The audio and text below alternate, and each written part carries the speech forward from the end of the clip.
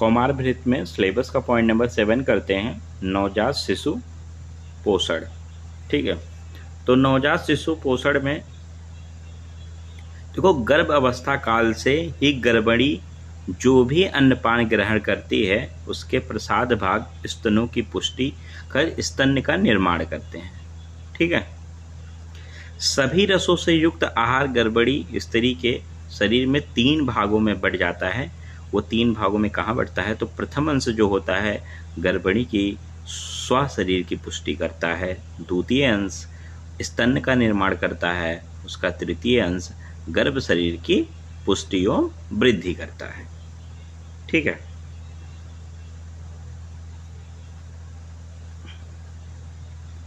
बात करते हैं अब। देखो, नवजात शिशु की पोषण की बात हो रही है, तो नवजात शिशु का पोषण किससे होगा? तो स्तन से होगा। तो सबसे पहले हम ये जान लेते हैं आखिर में स्तन की परिभाषा क्या होती है। तो स्तन की परिभाषा सुश्रुत और योग रत्नाकर ने क्या बताई है? तो आचार्य सुश्रुत और योग रत्नाकर ने बताई है, रस प्रसादो मधुरम पक्क आहार निमित्तजा कृत्सान देहात स्तन्यो प्राप्त स्तन इत भी दीयते। ठीक है, तो हिंदी देखिए, आहार के पको उपरांत उत्पन्न रस का मधुर भाग जो होता है वो संपूर्ण शरीर, सारे शरीर में घूमता है और घूमता हुआ स्तनों को प्राप्त होता है, और वही क्या कहलाता है? स्तन कहलाता है। और इसी स्तन से नवजात शिशु का पोषण होगा। अब देखिए, बात करते हैं स्तन्यपान की। तो जैसा कि हम लोगों ने अभी किया था जब नवजात शिशु परिचर्या, तो उसकी जब डिटेलिंग की है तो वहाँ पे हम लोगों ने बात कर ली है। जाति कर्म जहाँ किया था वहीं स्तनपान किया था, मतलब जाति कर्म में शिशु को पोषण योग्य बनाना होता है, वहीं पे हम लोगों ने स्तनपान पूरा डिटेल में कर लिए थे। तो यहाँ बस रिवाइज करेंगे, तो वही रिवाइज करते हैं। देखिए, स्तनपान तो आचार्य सुश्रुत ने क्या बताया था? तो फर्स्ट डे बताया था मधु प्लस सर्पी प्लस अनंता। अनंता से आप 2 चीज़ें ग्रहण करेंगे, दुर्वा और स्वर्ण। इसको कितने टाइम देना है? 3 टाइम देना है। सेकेंड और थर्ड डे, देखिए यहाँ थोड़ा गलत लिखा हुआ है, सेकेंड और थर्ड डे। ठीक है, सेकेंड और थर्ड डे लक्ष्मणा सिद्ध घृत का प्रयोग करेंगे 3 टाइम। और फोर्थ डे ठीक है, स्वापाड़ी तलमात्रा मधु सर्पी का प्रयोग करेंगे 2। ठीक है, तो पहले दिन 3 टाइम, दूसरे दिन तीसरे दिन 3 टाइम, चौथे दिन 2 टाइम। ठीक है, और फिर उसके बाद रात्रि में बच्चे को दुग्धपान करवाएंगे। आचार्य सुश्रुत क्या कहते हैं? तो आचार्य सुश्रुत के अकॉर्डिंग अभिमंत्रित करके जल से अवशोषित करके मधु सर्पी अनंता को चूर्ण के रूप में अनामिका उंगली से चटाएंगे बच्चे को, और फिर दक्षिण स्तन का पान कराएंगे। आचार्य वाग्भट जो हैं, तो आचार्य वाग्भट से आप दोनों वाग्भट ग्रहण करेंगे, वाग्भट द्वय, वृद्ध वाग्भट और लघु वाग्भट। तो देखो, इन्होंने बताया है प्रजापत्य विधि से जाति कर्म कराने के पश्चात सुश्रुत का अनुकरण किया है, बट लेकिन जो चतुर्थ दिन उन्होंने बताया है, इन्होंने बस चतुर्थ दिन क्या करके बताया है? तो इन्होंने बताया है अष्टांग हृदय ने नवनीत का पान करा के स्तनपान कराएंगे, और जबकि अष्टांग संग्रह ने सर्पी बताया। तो आपको अष्टांग हृदय कैसे याद रहेगा? एच से हनी, एच से हृदय, एन से नवनीत और सा से सर्पी, सा से संग्रह। तो ऐसे आप ये इसको नहीं भूलेंगे। बात करते हैं, तो देखिए अभी आपने क्लियर कर लिया कि चरक ने कब स्तनपान बताया, तो आपको पता चल गया प्रथम दिन ही। जबकि सुश्रुत और वाग्भट ने कब निर्देश किया है? तो चौथे दिन स्तनपान का निर्देश किया है।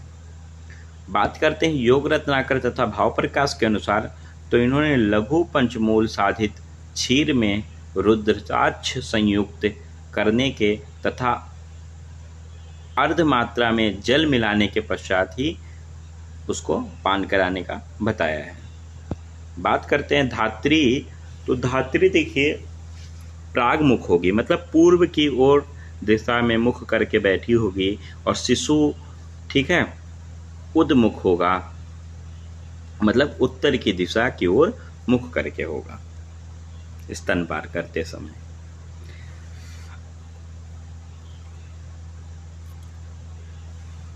धात्री स्तन के अभाव में अन्य दुग्ध व्यवस्था क्या है? तो धात्री स्तन के अभाव में बताया गया है आचार्य सुश्रुत के अकॉर्डिंग कि नारी स्तन का अभाव अगर है तो अजा दुग्ध या गौदुग्ध का प्रयोग करा सकते हैं। अजा दुग्ध को फर्स्ट प्रायोरिटी देंगे और गौदुग्ध को सेकंड प्रायोरिटी देंगे। ठीक है। आचार्य वाग्भट ने बताया है, यहाँ भी द्वय आप समझेंगे तो हृदय और संग्रह दोनों। तो इन्होंने बताया है मात्र स्तन के अभाव अगर है तो दुग्ध को लघु पंचमूल, कोई भी दुग्ध हो लघु पंचमूल जैसे कि सालपर्णी, प्लसपर्णी, बृहति, कंठकारी, गोछूर, ठीक है, और या सिर्फ सालपर्णी परसपर्णी, इनसे सिद्ध कर कर और उसमें शर्करा मिलाकर देने का निर्देश है। तो हम लोगों का पार्ट ए कंप्लीट हो गया है। अब हम लोग आगे पार्ट में बात करेंगे।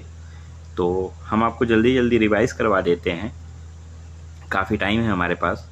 तो देखिए, हमने आपको बताया कि गर्भ जब अवस्था होती है तो गर्भणी जो भी अन्नपान ग्रहण करती है तो उसका जो प्रसाद भाग होता है वही स्तनों की पुष्टि करके स्तन का निर्माण करता है।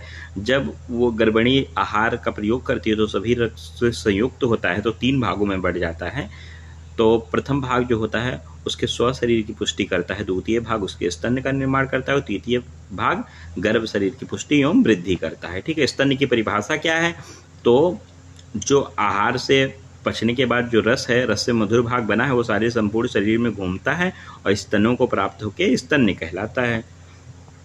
आचार्य सुश्रुत ने कैसे बताया? तो फर्स्ट डे अनंता प्लस मधुसर्पी 3 टाइम, सेकंड और थर्ड डे लक्ष्मा श्रित घृत 3 टाइम और फोर्थ डे 100 पानी तल मात्रा मधुसर्पी 2 टाइम, और फिर रात्रि में दुग्धपान करवा देना है। आचार चरक के अनुसार अभिमंत्रित करके जल से अवशोषित करके मधुसर्पी प्लस अनंता को अनामिका उंगली से चटाना है, फिर दक्षिण स्तन का पान कराना है। आचार्य वाग्भट ने प्रजापत्य विधि प्लस सुश्रुत का अनुकरण करते हुए बस इतना बताया। चतुर्थ डे में हृदय की बात आए तो हनी आप याद रखें, एच फॉर हृदय, एन फॉर नवनीत, और संग्रह एस से सर्पी, एस से संग्रह, तो आपको याद रहेगा। चरक ने प्रथम दिन बताया जबकि सुश्रुत और वाग्भट ने चौथे दिन बताया है। योग रत्नाकर भाव प्रकाश ने बताया क्या? तो लघु पंचमूल साधित क्षीर में रुद्राक्ष संयुक्त करवा के अर्ध मात्रा में जल मिलाकर देने का विधान बताया। धात्री कैसी किधर होनी चाहिए? तो पूर्व मुख करके बैठी होनी चाहिए और शिशु का मुख उत्तर की ओर मुख होना चाहिए। धात्री का स्तन अगर अभाव है तो क्या प्रयोग करेंगे? आचार दुग्ध गोदुग्ध प्रयोग करेंगे। आचार दुग्ध की फर्स्ट प्रायोरिटी होगी, गोदुग्ध का सेकंड प्रायोरिटी होगा। वाग्भट द्वय क्या कहते हैं? तो अगर मातृ स्तन का अभाव है तो लघु पंचमूल में सालपर्णी, परसपर्णी, बृहति, कंठकारी को छूर या फिर सालपर्णी, परसपर्णी, इनसे सिद्ध करके शर्करा मिलाकर देने का विधान है।